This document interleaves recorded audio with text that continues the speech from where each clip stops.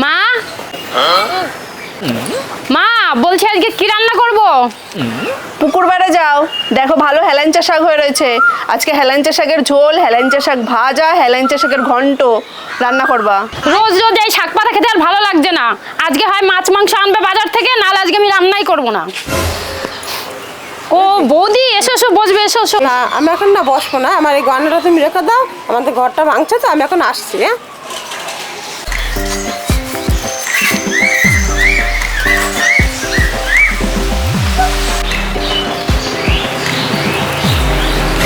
মা তুমি এখনো বসে রয়েছো, তাড়াতাড়ি বাজারে যাও। দাঁড়াও, এই জায়গায় বসে।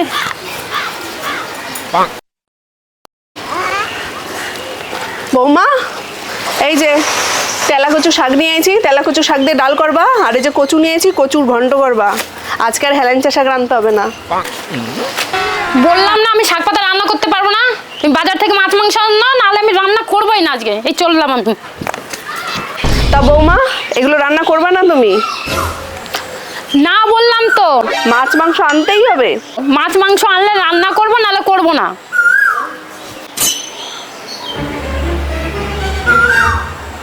ঠিক আছে দাঁড়াও, মাছ মাংস আনছি।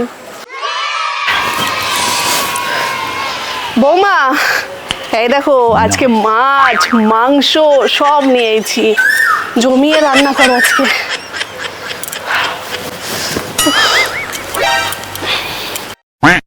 বাবা, আমার শাশুড়ি এত ভালো হলো কি করে?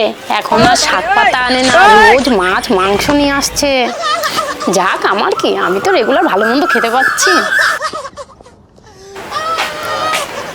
এ অনিমা, অনিমা, বৌদি যে গয়না দিয়েছে হেডা কো, এটা দে। ও দিদি তুই দাঁড়া দাঁড়া, আমি গয়নাটা এক্ষুনি নিয়ে আসছি, দাঁড়া।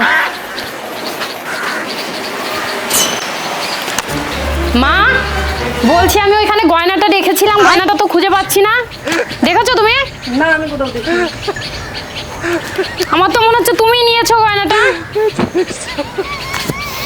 নেবো না, কি করবো? রোজ রোজ মাছ মাংস চাই তোমার, শাক পাতা দিয়ে ভাত খাইতে পারবা না। তাহলে ওইগুলো আমি পাবো কোথায়? মাছ মাংস ওই গয়না বিক্রি করে এতদিন তোমার মাছ মাংস খাওয়াইছি। কি? বৌদি গো, আমার সর্বনাশ হয়ে গেছে।